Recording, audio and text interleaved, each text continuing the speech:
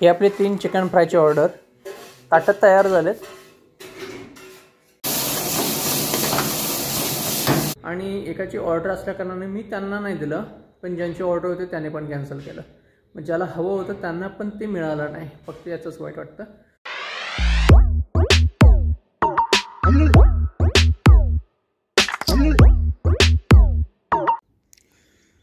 शुभप्रभात मित्रांनो, स्वागत आहे तुमचं आपल्या यूट्यूब चॅनलवरती. मी परवाच्या व्हिडिओमध्ये तुम्ही बघितलं की लावण करायसाठी आलो होतो, तर त्या शेतात आलो आहे कारण इथे मक्का वगैरे आजूबाजूला थोडंसं कडधान्य वगैरे टोकणलं आहे. तर ही आहे कोण्याची शेती आणि इथं भुईमूग म्हणा किंवा अजून मोर वगैरे खातात. आता शेतामध्ये मोर वगैरे फिरलेत की नाहीत किंवा येत आहेत की नाहीत ते बघण्यासाठी आलो होतो. तर ओल आहे शेतामध्ये, त्या हिशोबानं मोराचे पाय वगैरे आत आलेले असे दिसत नाहीत सरीमध्ये. त्या ती येत तर नसणारच नक्कीच.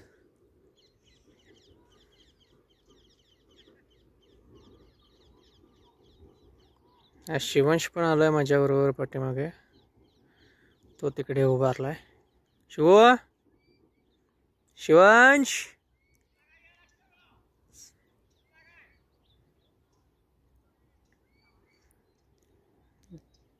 तिकडे ऊस तोड चालू आहे. ह्या भागातले सर्वात शेवटी ऊस जातात आमच्या.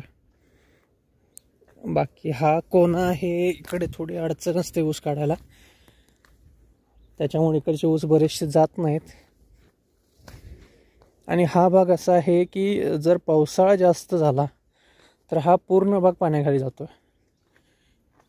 ही आमची शेती पण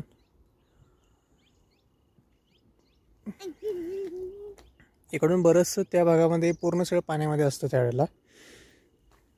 त्यामुळे महापूर आला की इथं पीक पाण्यात गेलंच. त्यामुळं इकडचं पीक घेणं म्हणजे एक प्रकारचा जुगारच आहे. हाती लागलं तर ठीक, नाहीतर खूप मोठी रिस्क.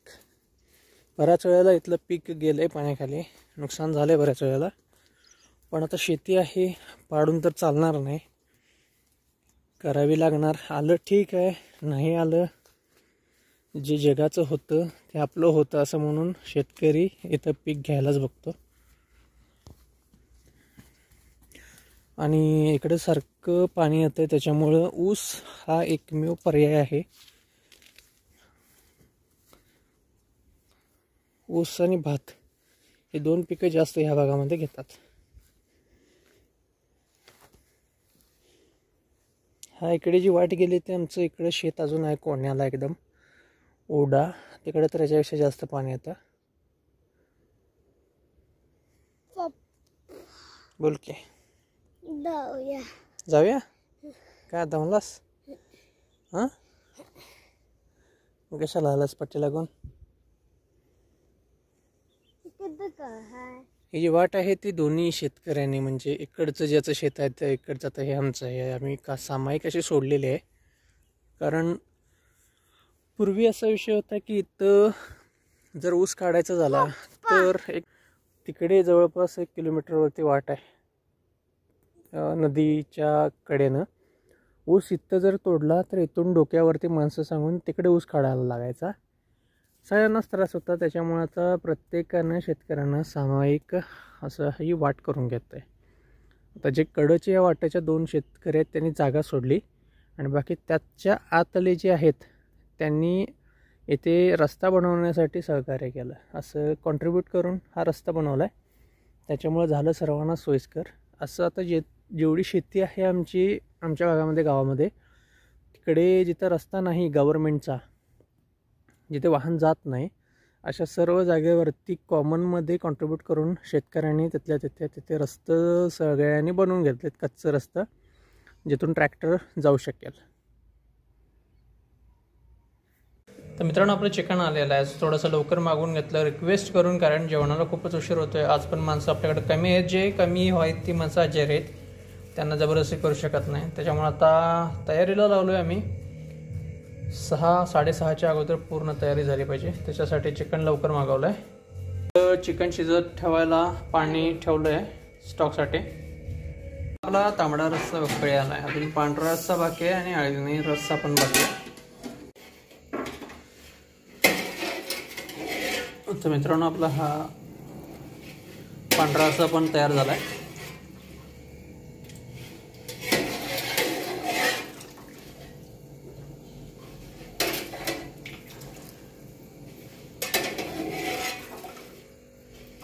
तंदूरचा आट्टा मळला आहे इकडे, अजून तंदूर आलेला नाही आहे, एक हरततच लागेल आणि रोटीसाठी गोळा पण मारायचे आहेत. हा इकडे तंदूर अजून एक अर्धा तास तरी लागणार आपल्याला. देवपूजा झालेली आहे, मगाशीच केले आपलं नॉनव्हेजला हात लावण्या अगोदर. लाईट्स ऑन नाहीत अजूनपर्यंत, 6:51 झालेत. जेवण आपलं पूर्ण तयार झालं आहे, सेटअप वगैरे लागलेला आहे.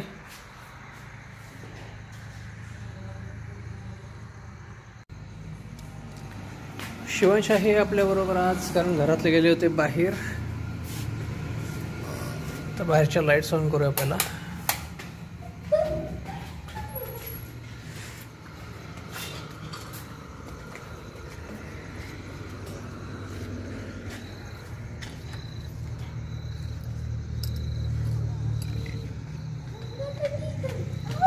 हे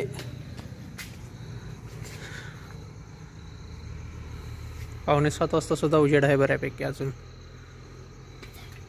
बाकी आपल्याकडे आज बुकिंग एक आहे 15 लोकांची.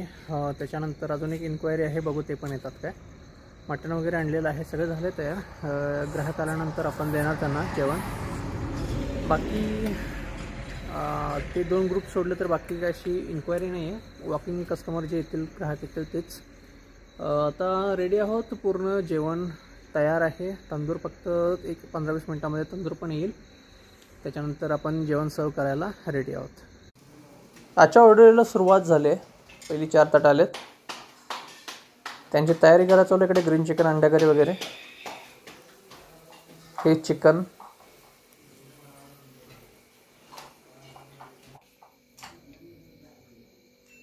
ही आहे अंडा करी आणि हे चिकन मसाला. 2-2 ताटाने. हां हे घ्या.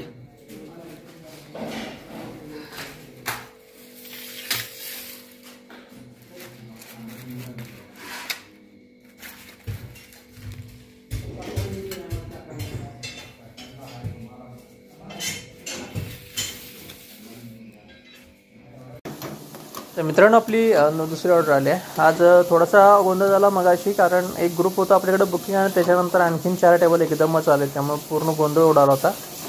ती ऑर्डर पूर्ण झाली, आता क्लिअर केले. थोडासा प्रॉब्लेम झाला, बाकी सगळं व्यवस्थित झालं. आणि मेन म्हणजे जे ग्राहक होते त्यांनी थोडं समजून घेतलं, त्यांना सांगितलं की आज स्टाफ कमी आहे. आपली पुढची ऑर्डर आली आहे 3 चिकन फ्राय. त्यांची ताटं लावलेत. ही आपली चिकन फ्राय 3 ताटं तयार झालेत. याला ग्रीन चिकन फक्त बाकी आहे. मित्रांनो रात्रीचे 11:15 वाजलेत. जेवण वगैरे आपलं संपलेलं आहे. कालच्यासारखीच आज पण गर्दी झाली बऱ्यापैकी. आज स्टाफ कमी होता तरीसुद्धा हँडल झालं. मध्यंतरी थोडासा गोंधळ झाला, कारण एक जो आपला बुकिंग होता ग्रुप तो आला आणि त्याच्याबरोबर 4 टेबल आणखीन आले. ते एकदमच आल्यामुळे थोडासा गोंधळ उडाला. बाकी सगळं मॅनेज झालं व्यवस्थित. फक्त प्रॉब्लेम कुठे आला तर अजून एक ग्रुप होता ज्यांची मटणाची ऑर्डर होती. मटण थाळी त्यांनी 6 थाळ्या सांगितल्या होत्या. आणखीन बाकीचा एक ग्रुप होता ज्यांचं मटण प्लस चिकन अशी कॉमन ऑर्डर होती. त्यांचं व्यवस्थित ऑर्डर गेली, पण एक ह्यांचा जी ही आली लेट, जो मटण 6 थाळ्या ग्रुप त्यांचा होता तो. पण त्यांनी ऐन वेळेला मटणाची ऑर्डर कॅन्सल केली, आणखीन चिकन घेतला त्याने. पण ते आता मटण माझ्याकडे शिल्लक राहिलं तसंच, कारण याच्या अगोदर ते ग्रुप याच्या अगोदर माझ्याकडं 2-3 कस्टमर होते, ग्रुप होते ज्यांना मटण हवं होतं. पण यांचं बुकिंग असल्याकारणानं मी त्यांना मटण नाही दिलं आणि हे ग्राहक आल्यानंतर यांनी पण मटण नाही घेतलं. विनाकारण माझ्याकडं मटण शिल्लक राहिलं आणि त्याच्यानंतर लागले टेबल 5-6 टेबल गेले असतील, पण सगळे चिकनवाले होते. मटण कोणी घ्यायला तयार नव्हतं. सगळे चिकनची ऑफर बघून आले होते. जेवण आवडलं साहजिकच सर्वांना. त्याच्याबद्दल काही नाही, पण नुकसान झालं थोडंफार, कारण मटण मी सहसा ठेवायला बघत नाही. मटण मी जेवढी ऑर्डर असेल किंवा मला जेवढं रोजचं लागतं त्याच्यापेक्षा मी जास्त मटण घेऊन येत नाही. पण यांनी स्वतःहून फोन केला होता समोरून 3-3:30 वाजता. आणखीन ऑर्डर होती त्या कारणाने मी थोडंसं मटण वाढवलं होतं, पण ते अंगलट झालं. ते आता मटण घरी पाठवलं आहे मी वडिलांच्याकडून. उद्या सकाळी घरी बनवायचं, त्याला दुसरा पर्याय नाही आता. कारण मटण आज आणलेलं मी उद्या विकत नाही कधीच, कारण मटणामध्ये खूप रिस्क आहे या धंद्यामध्ये. मटण जर तुम्ही शिळं विकलात, स्पष्ट कळतं, जे मटण खातात त्यांना लगेच कळतं मटण कालचं आहे. त्याच्यामुळे मटणाच्या बाबतीत मी रिस्क नाही घेणार कधीच, चिकन असू दे किंवा मटण असू दे. चिकन मटण आपलं फ्रेशच लागतं मला कायमस्वरूपी. आता एखाद्या वेळेला चिकन जरी राहिलं माझ्याकडे, स्टाफ आपला असतो, स्टाफला जेवण घालतो, कारण आठवड्याला 1 दिवस आपण नॉनव्हेजचं जेवण देतोच त्यांना.